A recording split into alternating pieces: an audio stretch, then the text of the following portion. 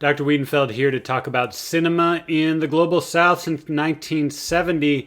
This is an impossibly big subject. If it was hard to tell one story for Europe since 1970, now if we expand to the entire Global South, it's even harder. But that's the task set before us. So what do we mean when we're talking about the Global South?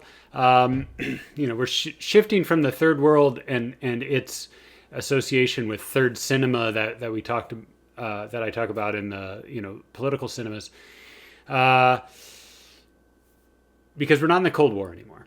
And Global South term that denotes both the colonial history, and typically implies a relative poverty from the global north. And obviously those two things are related in that the former colonial states over the course of a couple hundred years, when we're talking about European and American colonialism, are not exactly interested in the thriving economy in the colony. They're interested in the thriving economy back home and extractive economies and whatnot. So anyhow, setting that aside, and I'm also going to set aside Pacific Asia, who they have there. You can tell a kind of story for cinema and the robust cinema. So we're going to do that separately, so you can kind of wipe the kind of parts of China off the docket for today. All right. Well, how to divide this? I'm going to do low cinema activity areas, medium, and then high. Kind of jumping around, doing a tour here. We're going to start in Africa, go to Latin America, and end up in, I'm going to end up back in Africa in the end, in fact. So, same story as European cinema in this period. There's a crisis in the 70s and 80s. Why? There's a global economic recession. There's the rise of television and video, so less people are going out to the movies. And there's a revival of Hollywood.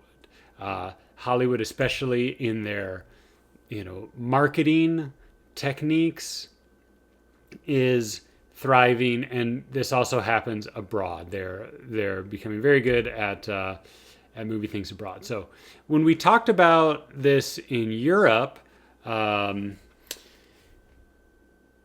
that crisis, we saw that Europe was able to find some stabilization because the European Union formed, there was support of television, and there were state subsidies. Decent situation for cinema by the 90s in general. When we get into the Global South here, it's a little bit less clear, stable. In some places, the low, medium, high, you get the feeling that it's a bit hit or miss. It's haphazard. There's small independent productions some places. Here and there are international co-productions. So we're especially connecting with the global north. And there's occasional investment, little typo there, occasional big investment. So let's start here in North Africa, which in the 70s, was still between, Egypt and Algeria, especially most important cinemas. They had, similar to Europe, state support, subsidies that are well represented here in Chronicles of the Years of Fire. So it's telling a national story, about Algeria, both for Algerians to understand their history. Excuse me. So to understand Algerian history from World War II up until 1954, when the revolution, the decolonial movement to decolonize from France happens. So these are the years of fire here. Big budget historical drama.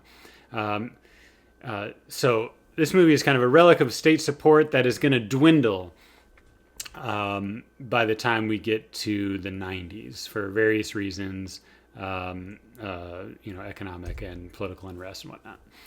Okay, now let's jump to a more contemporary Algerian film. Here, rather than the state support from Algeria, it's an international co-production. So, Algerian movie is set in Algeria, Algerian characters, Algerian director. It's actually, this movie, Until the Birds Return, has three stories of three different characters across different generations. It's kind of a different way of telling a story about Algeria than a national epic. But it is still a national subject, and it's interesting for people abroad as well. They want to see a movie about Algeria. Here, this is a movie about Algeria. More pitched, though, to a cinephile audience than the popular audience of the national epic. And Karim Moussaoui is, often in these cases, the directors have kind of connections or experience or schooling or something in this case, France, where some of the co-production comes from. So the co-production is often represented by the main producer or directors or actors who move between those countries. Even though the story itself is in Algeria, here the storytellers are a mix.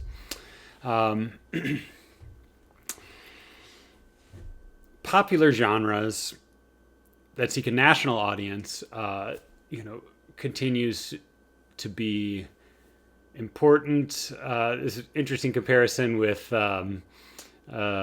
European cinema, where in my lecture on that, I talk about Life is Beautiful, the Italian movie. Here's Life is Beautiful from 1987. Before that, the Zairian or Congolese movie that has the same title.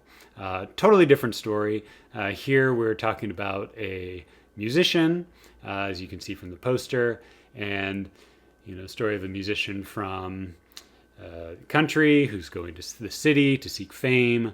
And important here is the star, Papa Wemba, who's a international star of African music from the 70s and into the 80s here. So his international reach is going to take this popular genre, this popular film, outside of just the national audience. But yeah, again, that's a national production that can make it abroad. Okay, griots and myths. This is especially in African cinema, different way of doing it. Different kind of national subject that's drawing upon tradition, folklore. This is the return to the sources genre that I talk about in the political cinema lecture, where Ousmane Sembène's Seydo from the 70s. The great successor to that is Souleymane Cissé. It's from Mali. This film Yélen here is, which means brightness, is an international co-production. So it's tied to this kind of cinephile audience, festival audience. It has elements of socio-political criticism, and the griot, which is like this, the poet, the bard, the storyteller, in certain African cultures. Okay. Uh, let's shift here from the kind of the art film of Yalen back to popular. So I'm seeing art popular. And this is the large investment. So it's not an international co-production with, a number of small film companies or TV companies. Now we're talking bigger studios that are looking for big blockbusters. And Gavin Hood's Tsotsi, South Africa is, but the important investors here from the United Kingdom. So we've got what is the blockbuster element here? Okay, it's a crime film, so it's a popular genre there. It's going to have some suspense and violence, and it is a story of a boy from a slum in I think Johannesburg in South Africa. So this is before Slumdog Millionaire, which is probably the more successful film in that genre. Although it's not the crime genre, but in this subject of children from the slum, and Hope set him free. It's a nice appeal to the kind of the dream of getting out that's common to crime, and then also here in the in this particular situation. So Academy Award for Best Foreign Film. There's a white South African director who goes on to make a number of Hollywood films. This is not a filmmaker who's from the slum telling his own story. No, this is a large blockbuster. It's based on a novel. Okay, so those areas low in film activity, theaters, and production and exhibition in general. If we're talking about North Africa, Central Africa, well, areas of West Africa, a little bit, maybe South Africa we're in the medium area, but anyhow, let's jump into some medium activity areas. It's not important the boundary between the two, by going to the Middle East. And so Israel, of course, on the European model. Israel is, a lot of migrants from Europe. It's a close connection there.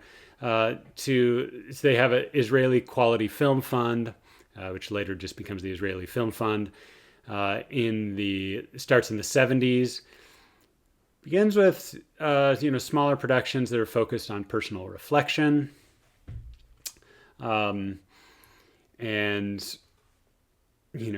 Kadash here is interesting film in that it's about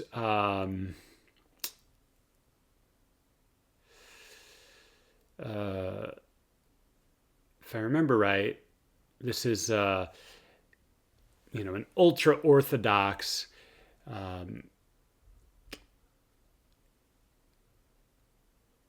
form of Judaism, and I think this film is tied in, or it could be confusing with another film about helicopter rescue teams during the 1967 war between Israel and against Egypt, Syria, and Jordan, and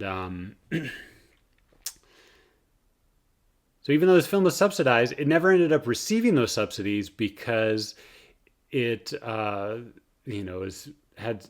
was perceived as being politically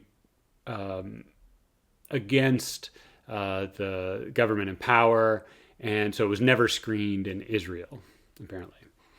So it just ends up having an international audience. So there's, with subsidy often comes censorship, either before and what's selected, or here afterward, after it's made. And then, to say one other thing about Israel here, after 2001, the subsidy is going. They're going to push for more international cinema and avoiding political controversy. So here, a good example is Waltz with Bashir as an animated documentary. It's about the 1982 invasion of Lebanon, but it's not about the war itself. It's just about like the personal experience of a soldier that was conscripted and sent there. So that's kind of the international humanist side of it. Okay, let's jump over to Iran, which has important cinema. I think it has some state subsidies as well, but here I want to emphasize that the protection from Hollywood, because in all of these areas, when I'm talking about lower medium activity, I'm talking about activity in the country. Hollywood is exporting and is showing its movies in all these areas as much as possible.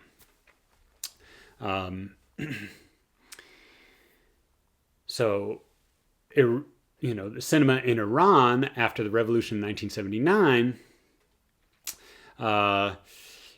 is going to have an import ban against American film, and that is going to help the as other cases that we've talked about, during World War II, that's going to help the local cinema thrive.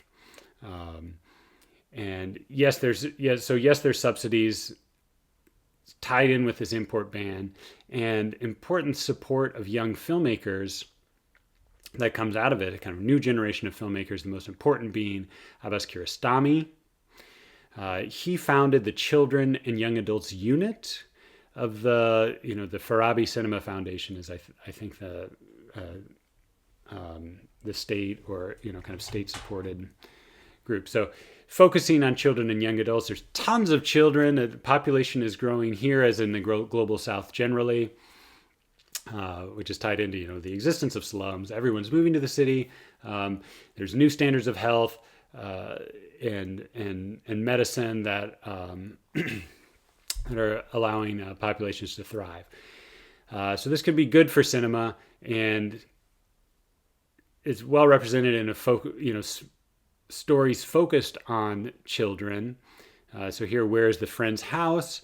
It's a story about schoolboys, and one of them loses their homework, and he's trying to find the friend. It's a really sweet movie. There's a neorealist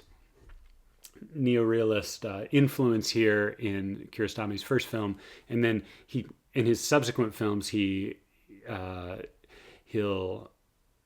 make documentaries that involve himself and in interesting ways that play with fiction as well. So I have to mention Kiarostami.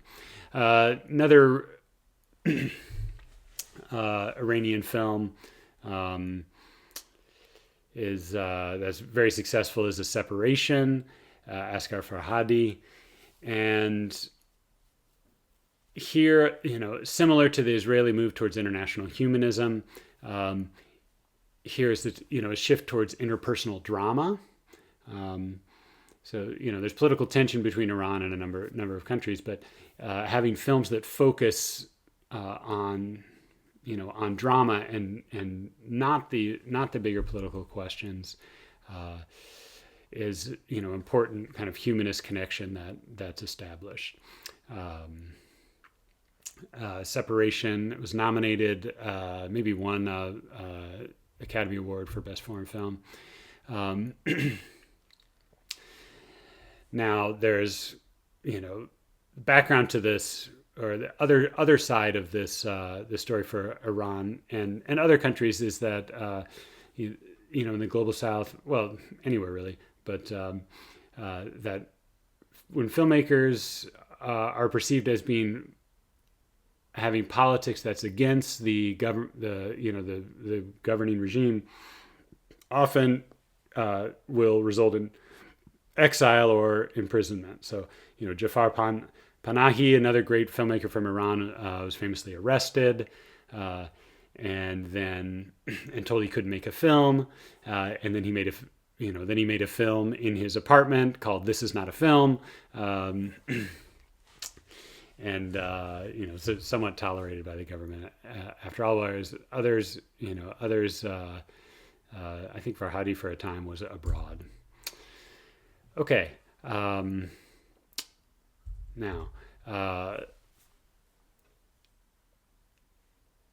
Let's go to Latin America. And, here we saw in Africa and the Middle East, lots of connections with Europe when it comes to international co-productions. When we go to Latin America, it's the relationship with Hollywood as the kind of imperial tradition that the U.S. had here. Just a geographic proximity, a lot of relationships, business and political in Latin America. There's investment in new multiplexes. That's the exhibition side of it. And so cities are growing, building multiplexes. More people are going to the cinema after the 90s, and lots of Hollywood imports. So, Hollywood is studio. American companies are going to want to support exhibition companies in Latin America where they can show Hollywood movies, but they are also going to have, space, whether it's regulated or not, for local stories. And then the back and forth, there's going to be some co-productions with Hollywood companies. So Central Station is a great example of this. Brazilian film, kind of heartwarming tale, wins awards, and is distributed by Sony Pictures Classics.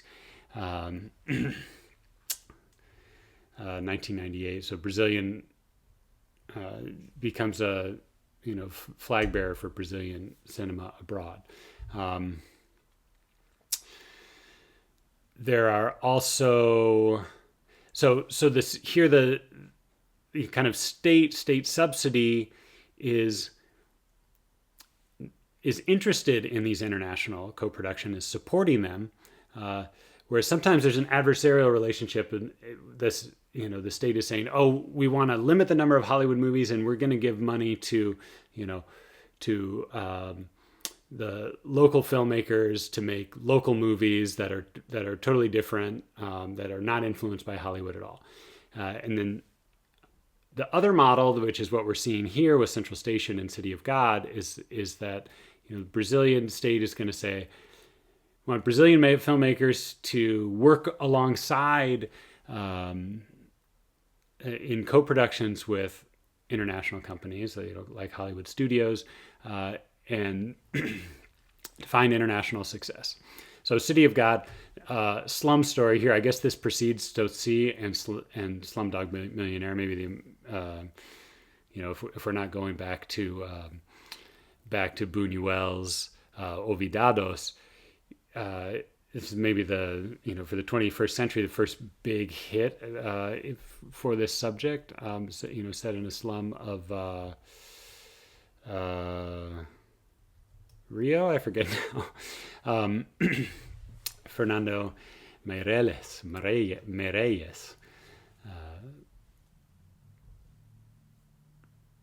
Crime genre. You could see from the poster here, part of what happens, or one of the dangers of this kind of co-production, is a certain exoticism, in that rather than getting a local voice that's telling the local story, here you're thinking, what is the North American audience looking for? What do they think of when they think of Brazil? Well, they think of beaches. They want to go to the beach. Okay, here's look on the poster. Here's an image of a beach, and they might think of poverty. So okay, here's a slum with crime, and that's what you get. So the if that's a it's a narrow view of Latin America, and the the kind of economic logic here can just feed into the stereotypes associated with that, and obviously the story itself is more rich and complex, but on the on the surface you see the risk of exoticism that can happen. Okay, now let's go to Mexico. There, so important.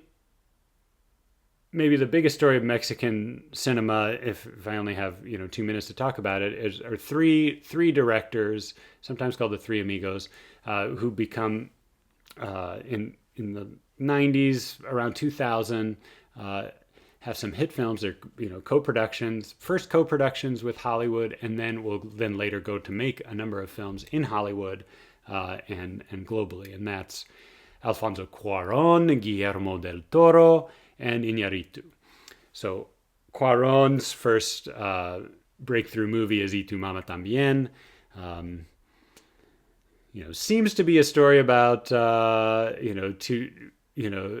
two guys and an older woman who are going to the beach, but is there's a certain allegory about Mexico that's going on here, and there's a surrealist tradition. And challenging conservative sex and gender norms, and thinking about the kind of class conflict or just inequality in Mexico between urban and rural. Cuarón he goes to make a number of movies in Hollywood, and then he's going to return in 2018 and make Roma, which is about a neighborhood in Mexico City. Well, that Roma is the name of a neighborhood in Mexico City, but the movie Roma is about similar theme of inequality, and it tells a story from the perspective of a Mixtec woman, so indigenous Mexican woman who's working as like a servant in a house of an upper middle class family, and what happens to them in 1970, which is a time of political unrest. It's a great movie, Roma. Cuarón's won tons of awards for it. Movie and Yalitza Aparicio, who starred in that, was great. Okay, now let me jump over to Alejandro González Iñárritu, who's also making co-production. His breakthrough film is Amores Perros, and you can see from the poster here that this is stories of three different characters. Sometimes it's called this like network narrative, or often nonlinear, and their lives intersect in a car crash. See the movie Crash that comes out, I think a couple years after this, is interesting. Although this movie is I think much more serious, from 2000, and again, the characters themselves are symbols of different segments of society, and the kind of interactions that they're having are about the structure of Mexico. Okay, now let's go to some high activity areas, or areas that are higher than the others. And the key here is India, number one producer of films in the world since the 70s, more than Hollywood. And it does this partly through import controls. So we already talked about the import bans, not total bans, but there's controls and limitations. There's a little bit of a decline with television, especially more in the 90s than in the 70s and 80s. But it's such an important industry that it gets some official investment later on in the 2000s. But to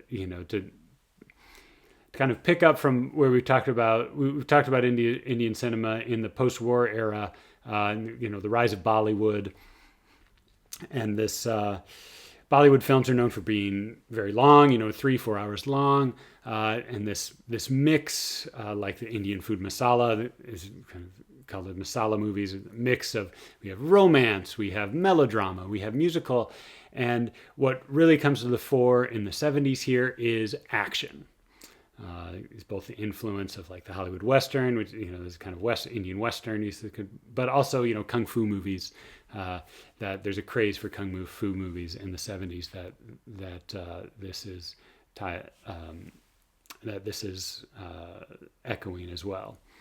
Perhaps blaxploitation too. So and stars. I just want to take this moment to emphasize with Sholay here the importance of stars in the industry. It's not so much directors, somewhat directors, but more so kind of producers, the exhibitors, and the stars, who are. And this is true in Hollywood as well with the stars, that they get new power. And are so important in for big production. So the star of this film, Amitabh Bachchan. I'm embarrassed by my pronunciation. So India, 800 films per year in 1980. And I should also note that Indian films are competing with Hollywood in many places since, and they are the big imports in places like the Soviet Union, which is going to, until 91, you're not going to see American films, in Soviet Union, other than in, kind of pirate versions. But Indian cinema, Bollywood, yes, it's going everywhere here. It's going, showing in Africa, showing around the world. So we talk about the import bans as being important from Hollywood. Should probably also mention that they're also trying to limit, other countries are trying to limit Indian cinema from coming in, because there's so many films, big productions, just really good movies. Okay, jump to something more contemporary here, and I saw with Sholay, but also Happy New Year is an example of how big Bollywood movies that are looking for an international audience, they're going to be following global trends. And if it was action and kung fu in the 70s, action continues through today. But just to highlight a different genre here, Happy New Year is apparently,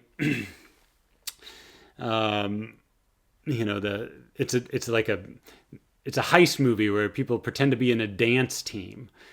So there's this, it's kind of like action comedy, and it has like the gross out humor. Farah Khan is really important, probably the most important woman director, works internationally from India at this time. And, the other thing I wanted to say about India is that there are hundreds of languages. It's not just Hindi, but all kinds of Telugu and many different centers of production around India that are often tied in with those different local languages. And there's also diasporic audiences that are very large and a very important audience for Bollywood films.